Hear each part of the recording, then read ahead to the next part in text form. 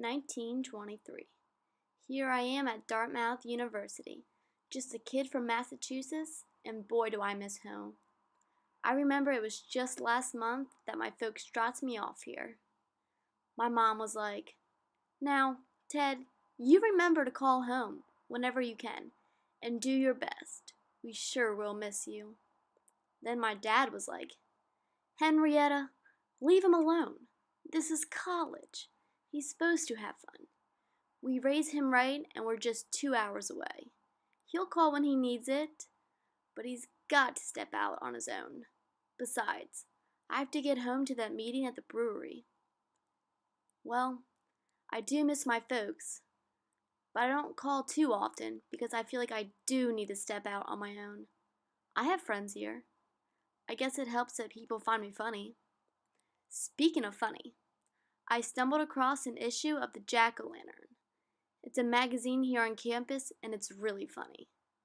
Maybe I could try to get some of my own work published in it. This might just be the sort of fun my dad had in mind for me. I am no longer writing as mediocre Ted Geisel. I'm writing as the new editor-in-chief of Jack-O-Lantern. You better believe it. And so does everyone else who heard me screaming in excitement. I have been dreaming about this promotion ever since I first saw the humor magazine during my freshman year at Dartmouth. And to think I had my first publication in the magazine during freshman year. And 2 years later, I'm the editor-in-chief. I know this darn school doesn't want me to write for this magazine anymore, ever since I got in trouble. And no, I don't regret drinking the gin. I only regret getting caught.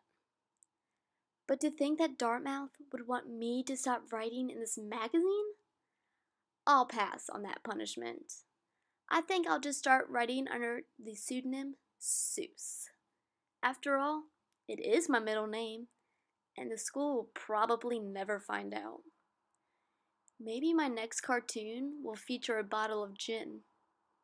What do you think, Dartmouth? Good idea? Anyways, back to my great news. I don't think I would have ever been given this promotion if it weren't for Norman MacLean. He was the editor before me. He found that I was a workhorse. So we used to write practically the whole thing ourselves every month. But soon, Norman became too involved and selfish with writing his own novel and spent less time writing this magazine. So, pretty soon, I was essentially writing the whole thing myself. I couldn't tell you what I wrote in the magazine thus far. Being part of the staff of the Jack-O-Lantern, we usually find ourselves not signing for the things we write. Sometimes Norman would tell me what he'd written, sometimes not. But then, he'd always say, "The next line's yours." And always, I'd supply it. As the new editor-in-chief, I will put in even more things of my own into this magazine. I want people at Dartmouth to know what Seuss has created. End of 1925. Just settling in my new apartment in England and thought I would take a break to write. Who would have thought that Ted Geisel would be a student at the University of Oxford? I ended up here after tricking my dad. I didn't care much to stay in the States for school, and I knew my dad wouldn't be too pleased with my decision because of the money. So, all it took was some convincing to get Morris Sherman to print "Geisel wins fellowship to go to Oxford."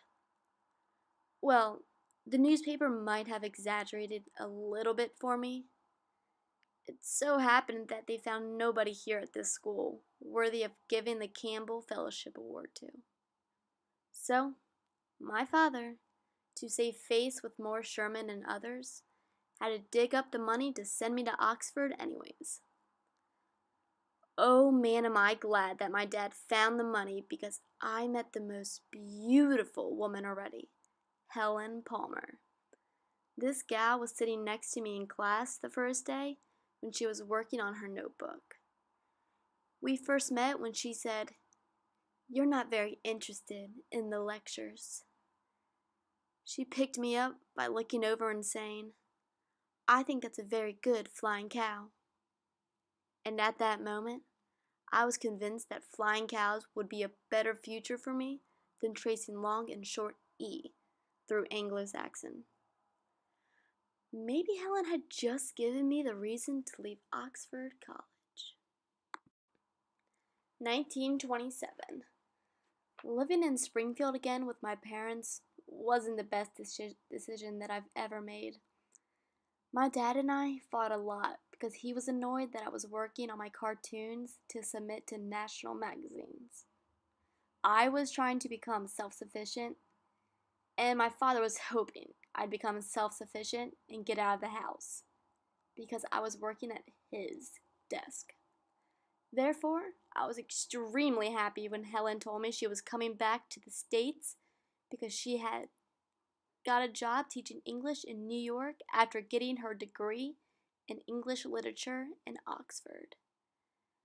But I wasn't sure what this new job meant for the two of us, since she hadn't moved in New York to pursue her teaching career. I decided to ask my dad for advice. My dad was like, "Well, son, if you love her so darn much, why don't you ask her to marry you? You never know. New York could be good for you. Or, at least it'll get you away from my desk." That advice was all I needed to stop my drawings and get into that jewelry store on Main Street to pick out a ring for my gal. I wanted to ask Helen as soon as she moved back to the States. Right as she came back to the States, she came and saw me in Springfield. I planned a romantic dinner to celebrate her new teaching job. While we were finishing eating Helen's favorite dessert, sorbet ice cream, I got down on one knee and asked her to marry me. She said yes. We then booked a room in a nearby hotel to take advantage of the rest of the romantic night. Helen moved to New York the next day to start her new job. It took me about a week to get everything from my parents' house all packed up. I had $1,000 saved up from the jack-o'-lantern, and with this, I jumped onto the New York, New Haven, and Hartford Railroad, and I invaded the big city, where I knew that all the editors would be waiting to buy my new wares. Even though it's been a few months since we got engaged, I wanted to write about it to reminisce on why I moved to New York. And like my dad predicted, New York was the place I needed to be. Helen and I got married on November 29th. She was finally able to change her last name from Palmer to Geisel. I also landed a job as a staff writer-artist for the humor magazine, Judge. But my salary ain't all that good. The magazine has stopped paying its staff with money because the advertisers the magazine attracts only pays with their products. So I usually only get paid with shaving cream, White Rock soda, and whatever else this stupid magazine advertises. How the heck am I expected to live a happy life with my new wife with this kind of salary? 1928. About a month ago, I decided to go back to my college magazine signature of Seuss in hopes that people would remember my contributions from years ago. I also started to add the doctor part in my signature. I am no doctor, but putting doctor on the Seuss sure makes me sound much more professional. I remember thinking to myself, maybe this new signature will give me luck and land me a new job. Talk about a deja vu. A few weeks ago, I drew this accidental cartoon of an insecticide gag that was published in Judge. It was a picture of a knight who had gone to bed. He had stacked his armor beside the bed. There was this covered canopy over the bed, and a tremendous dragon was sort of nuzzling him. I wrote a caption below it that said, "Darn it all, another dragon." and just after I sprayed the whole castle with Flit. Well, who would have ever imagined that the wife of an advertising executive for Flit would see my cartoon in such a lame magazine like Judge? But I, Dr. Seuss, just received a letter from her husband offering me a job to write ads for Flit. Am I dreaming? Goodbye, Judge, and hello, Flit Advertising. 1937. Finally, the day has come. I just signed a contract to publish, and to think that I saw it on Mulberry Street. You know, I would like to say I started this children's book because of my great understanding and liking of children, but I would be lying. I only wrote this book because it wasn't excluded by my Standard Oil contract.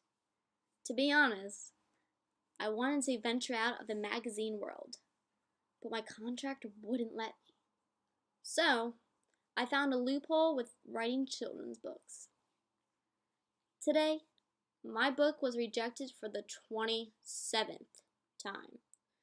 All publishers have given me the same excuse of, there is nothing similar on the market, so your book won't sell. After getting rejected earlier today, I decided that I was going to take the book home to my apartment and burn it. But then I ran into Mike McClintock coming down Madison Avenue. He told me that he was just appointed juvenile editor of Vanguard Press and to come inside his office so he could look at my book. So, we went inside, and he looked at the book, and he took me to the president of Vanguard Press. 20 minutes later, we were signing contracts. Thank you, Vanguard Publishing! And that is a story that no one can beat. And to think that I saw it on Mulberry Street.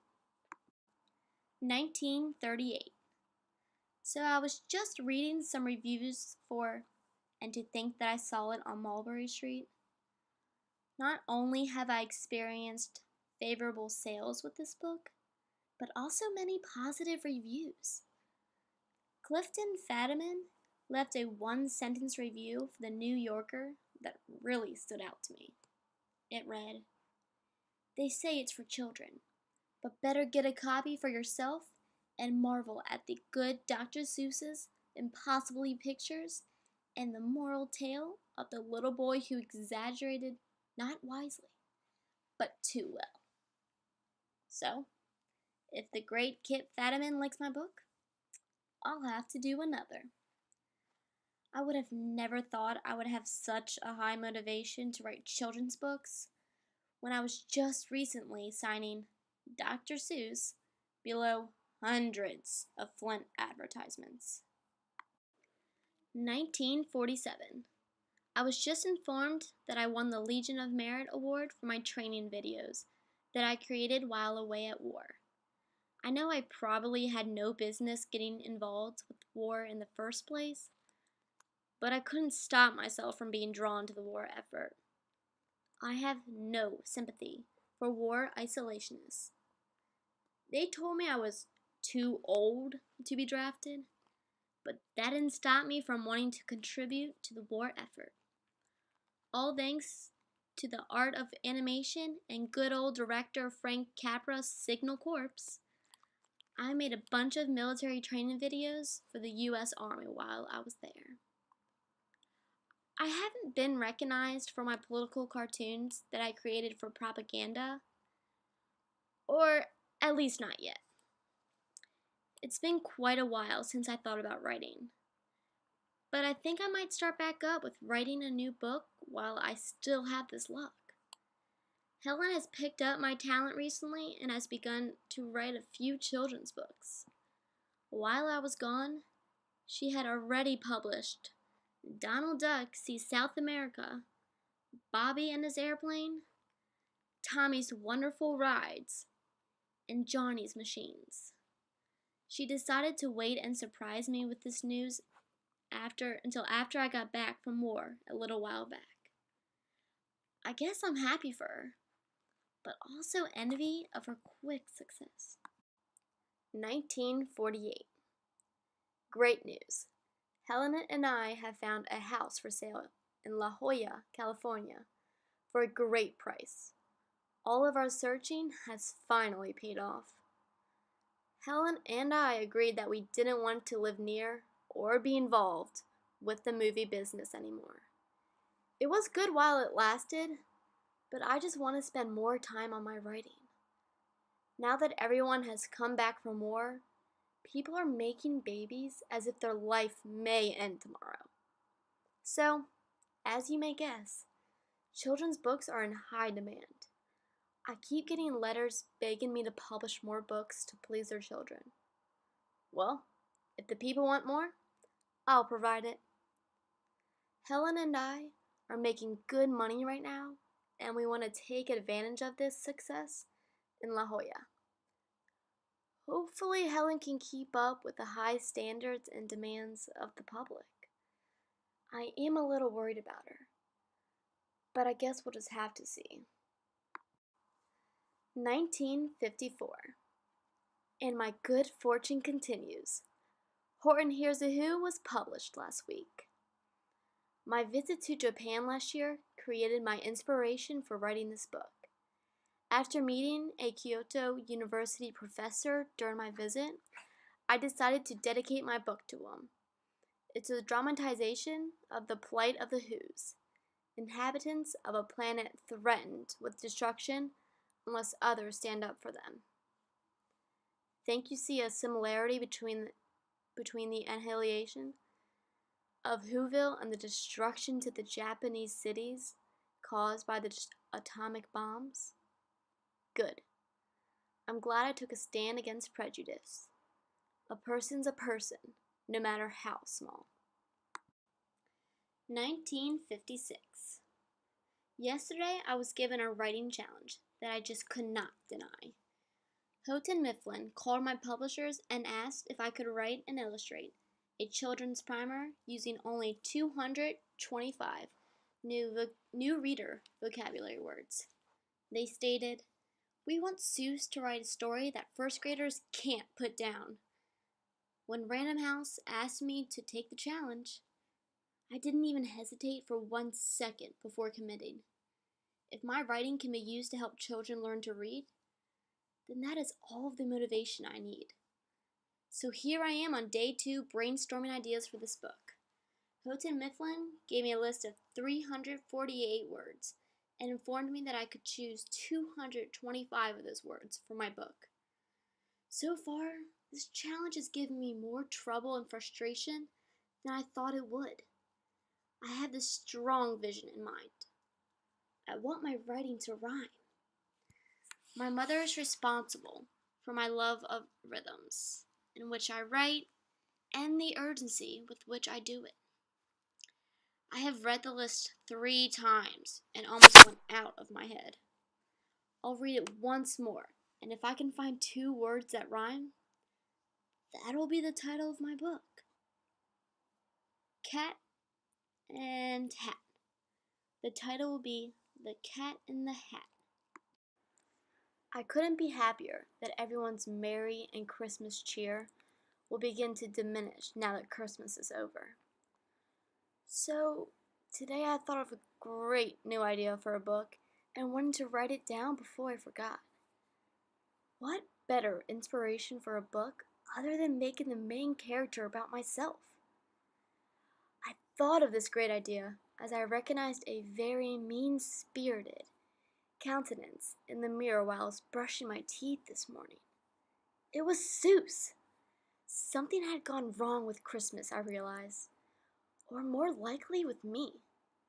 So I want to write the story about my sour friend named the Grinch, to see if I can rediscover something about Christmas that I'd obviously lost. When I was younger, I used to love Christmas spent in Springfield with my parents. But as I get older, I seem to dread and hate Christmas more and more every year. What happened to all of my joy?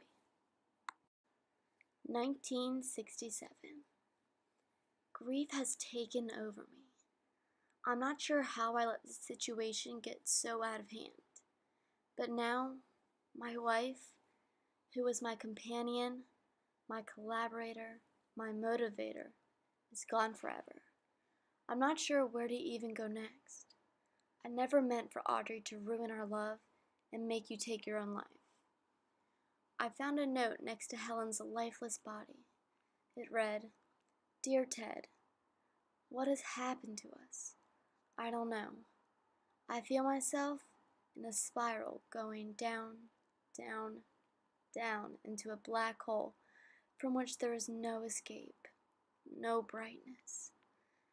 And loud in my ears from every side I hear failure, failure, failure. I love you so much. I am too old and enmeshed in everything you do and are that I cannot conceive of life without you. My going will leave quite a rumor, but you can say that I was overworked and overwrought. Your reputation with your friends and fans will not be harmed. Sometimes think of the fun we had all through the years. I don't know whether to kill myself, burn the house down, or just go away and get lost. I would do anything to have you back. My love, Helen. I'm so sorry." 1968. My best friend has set a date to divorce her husband, and I will be right there in Reno to comfort her. No one knows yet, but Audrey and I have already planned our wedding to be on the first week of August, a little less than 2 months from now. I am also acquiring 2 daughters. It is like having the happiness and family that Helen could no longer provide me with. Life with Audrey Diamond has brought a sense of renewal and freshness to me. I am 64 years old and marrying a beautiful woman who is 18 years younger. I have not flipped my lid, nor is it a nutty decision. This is an inevitable, inescapable conclusion to end 5 years of our frustration. Friends and family will have to understand my decision to bring happiness back to my life. 1971. Audrey and I are on our way back from Kenya. It was such a fascinating trip with my love. However, as I sit on this long flight back to La Jolla, I thought of a new book idea. An idea that will enable children to see the truth within our environment and learn how to make things right. As Audrey and I sat by the hotel pool yesterday, I saw a workman cutting down trees. I remembered thinking to myself, they can't cut down my Dr. Seuss trees. Then I started imagining a possible story. I decided to name these trees Truffula trees and created the Lorax, who's a small character that speaks for the trees. Why would someone speak for the trees, some may ask? Because the trees have no voices. Pollution is harming the environment, destroying the truffula trees. I wrote a draft of my story on a laundry list that I had with me at the pool. I did not want to forget this extraordinary book idea of mine. Now as I sit here on the plane, I put that draft into words I can understand so I can start writing the book as soon as I get back home. Audrey has given me the suggestion, use a different color palette for your illustrations than your usual primary colors. Have bright colors represent the unspoiled nature, and the dull grays, browns, and dark blues represent the polluted landscape and environment. The contrast between the bright colors and the dull colors will really help put this problem into perspective for the audience. I will name the book The Lorax. We must speak for the tree and be quite persistent. If not, Earth as we know it will be non-existent.